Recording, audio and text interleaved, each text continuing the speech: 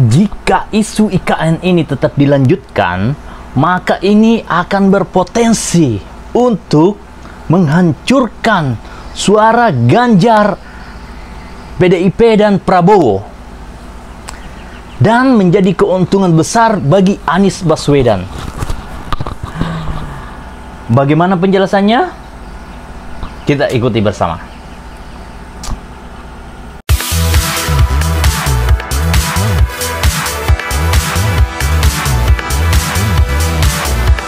Assalamualaikum warahmatullahi wabarakatuh, sahabat YouTube semuanya. Kembali lagi bersama Matahari dari Barat. Kali ini kita akan membahas tentang Pilpres. Oke. Sebagaimana kita ketahui bahwa Pak Jokowi ini punya agenda besar, yaitu membangun ibu kota Nusantara, memindahkan ibu kota negara ke IKN yang ada di Kalimantan, ya. Dan kita belum tahu dananya dari mana, ya, belum jelas investornya siapa. Katanya mau meminta investor dari luar, ya. Tapi sampai sekarang belum jelas, ya. Oke, apakah ini menguntungkan bagi perpolitikan khususnya PDIP, Ganjar, dan Prabowo? Oke, kita bahas bersama, ya. Begini. Penduduk Indonesia itu 55% lebih berdomisili di Pulau Jawa. Artinya, perputaran uang negara itu pasti sangat besar di Pulau Jawa.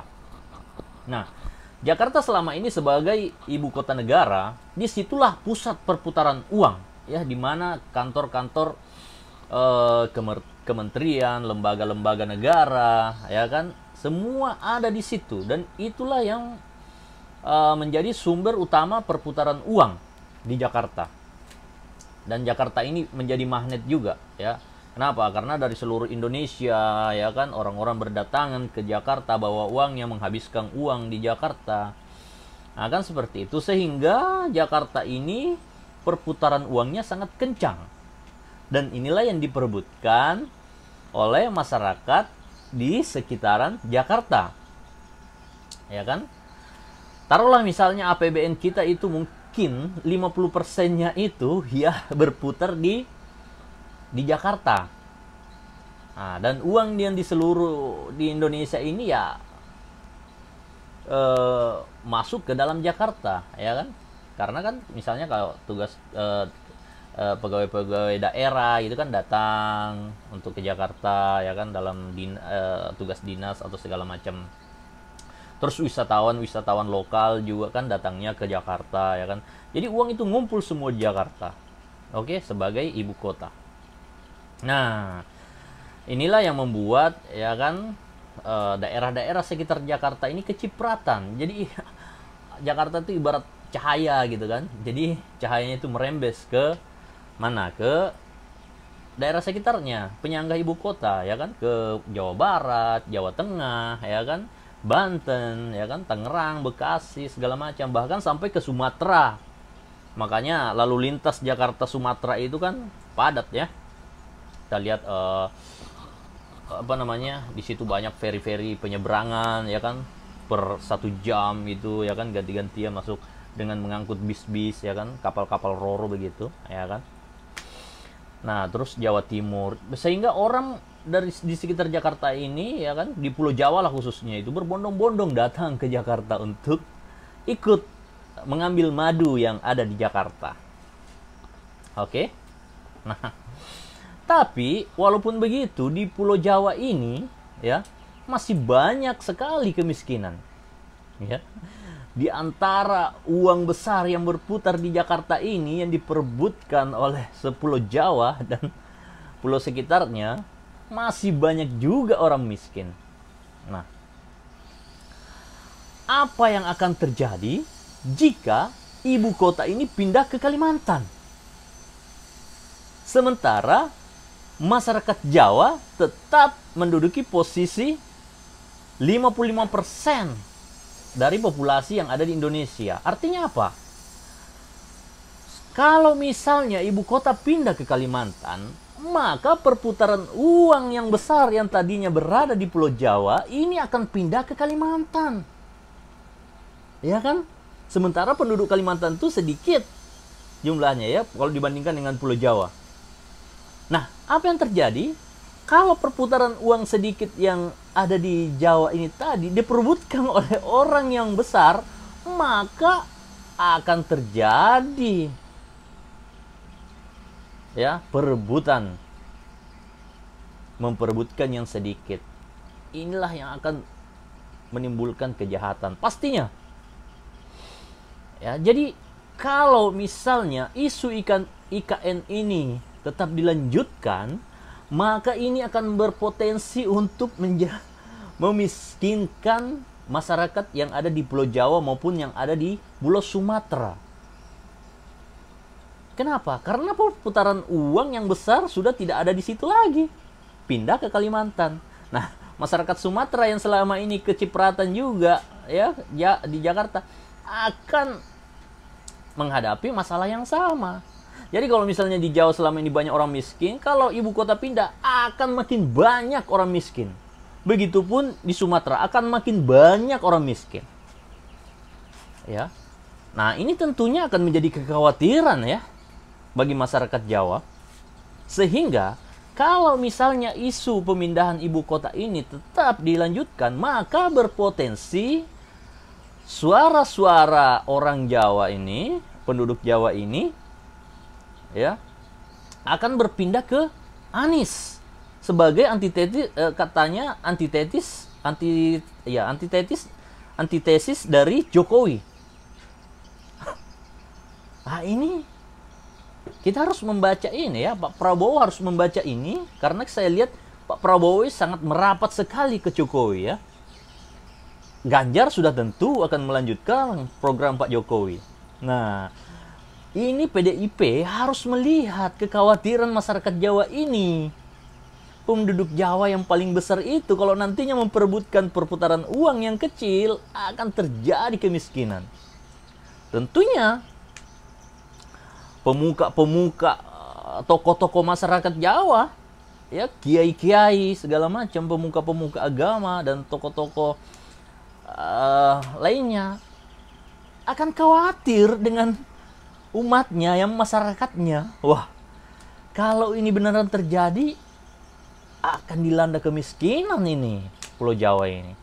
Wah, ya udahlah, pilih Anies aja lah kalau begitu. Semoga saja IKN tidak jadi dipindah. Pasti akan seperti itu. Ya, ini menurut saya. Ya kan, ini pendapat saya. Tapi kalau saya sebagai penduduk Jawa misalnya, saya enggak mau ibu kota pindah.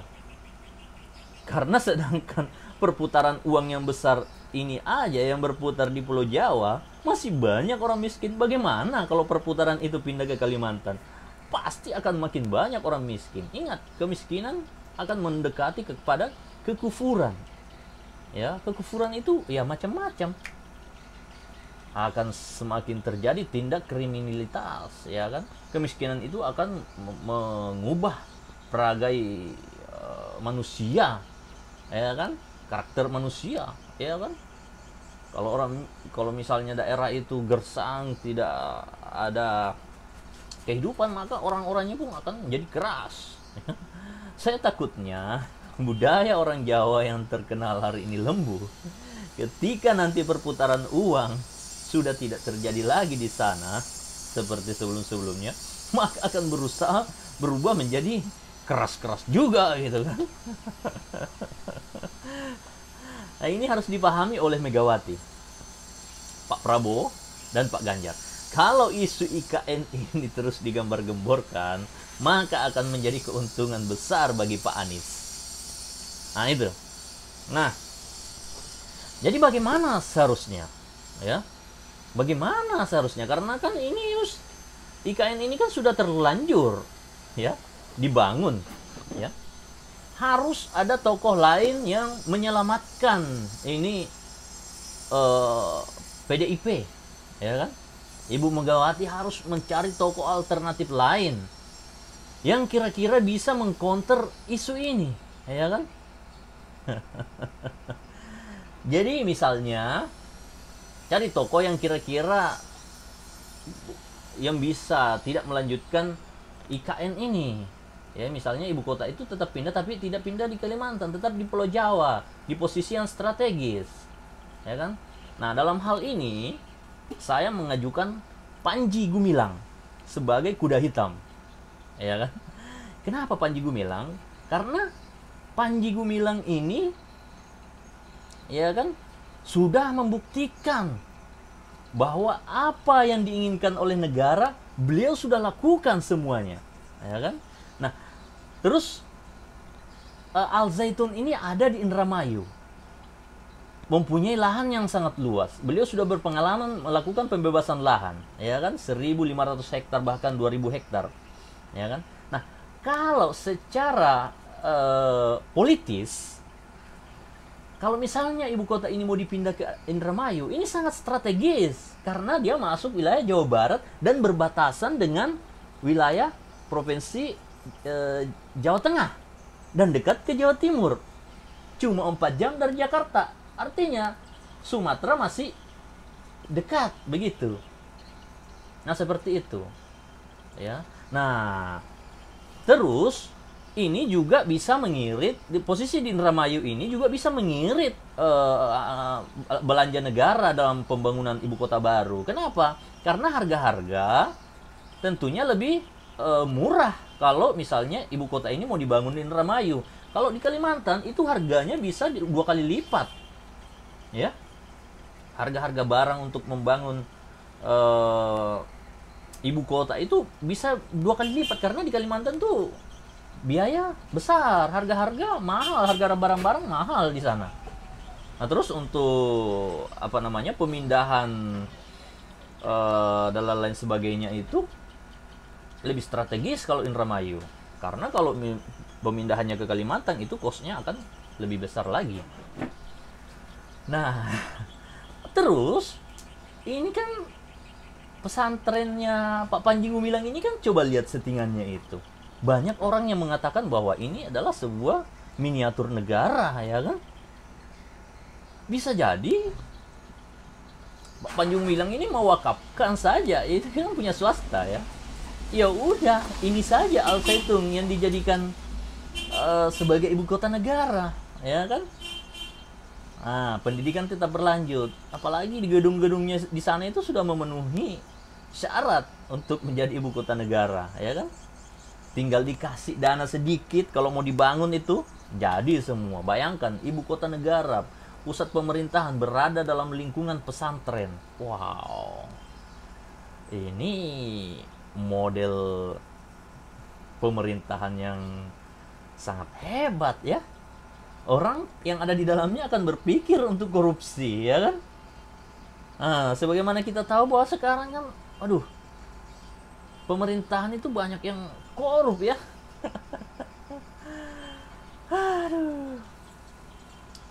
Nah, semoga ini mendapat perhatian dari Ibu Megawati, ya kan? Kalau menginginkan Pancasila sebagai dasar negara, ya kan? Soekarno sebagai founding father itu tetap dihormati oleh generasi-generasinya, maka pilihan Panji Gumilang ini sangat strategis. Coba di Al Zaitun itu santri-santrinya itu diajarkan lagu Indonesia Raya 3 stansa. Wah, dimana di dalamnya itu sudah mencakup semua unsur-unsur untuk membentuk karakter nasionalisme generasi bangsa. Ya, di sana itu sudah paket konflik ya. Ya, pertanian, peternakan, perkapalan, ya kan. Terus bangunan-bangunan di sana itu secara apa namanya, keindahan aksi apa namanya, keindahan arsitekturnya bagaimana, ya kan. Nah, secara estetikanya bagaimana, itu semua sudah dapat semua. Jadi bayangkan kalau misalnya anggota-anggota DPR, MPR bersidang di dalam pesantren, ya kan, dengan pohon-pohon yang rindang, jauh dari asap-asap kendaraan, mereka bisa berpikir jernih untuk memikirkan, membuat aturan-aturan negara kita ini mau dibawa kemana. Kalau di Jakarta, aduh, di jalan sudah penuh asap, ya kan, sampai di gedung MPR-nya isi otaknya asap semua. Bagaimana mau berpikir jernih? Ini sangat masuk akal ya. Nah, jadi menurut saya sekarang ini Ibu Megawati harus berpikir bahwa harus mencari alternatif lain selain Ganjar. Ya, kenapa isu IKN ini akan benar-benar menggerus suara PDIP di Pulau Jawa dan di Sumatera. Karena, masyarakat pasti ketakutan. Kalau perputaran uang di sini berkurang, kita akan miskin. Cara memperebutkan makan itu akan lebih kencang begitu loh. Nah, seperti itu. Jadi terus ini juga yang harus dipikirkan, bahwa Pak Ganjar ini sudah terjebak di podcastnya Deddy Corbuzier. Apa kata beliau kalau tidak salah itu? Emangnya kenapa kalau saya nonton botet begitu? Menonton botet, emang kenapa? Nah, wah, dia kan seorang calon presiden pilihan PDI Perjuangan, sedangkan mayoritas Indonesia ini kan mayoritas Muslim, mayoritas umat beragama yang sangat anti dengan pemimpin-pemimpin yang punya kebiasaan-kebiasaan seperti itu. Wah, ini kayaknya Pak Ganjar masuk jebakannya Om Deddy ini.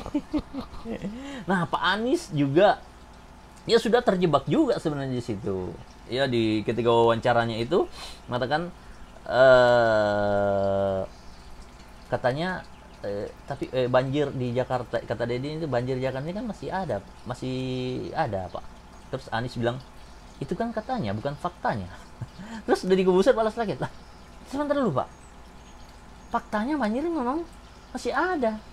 Terus Anies bilang memang masih ada. Hanya Pak Prabowo saja yang hadir di podcastnya Deddy Corbuzier yang tidak terkena jebakan.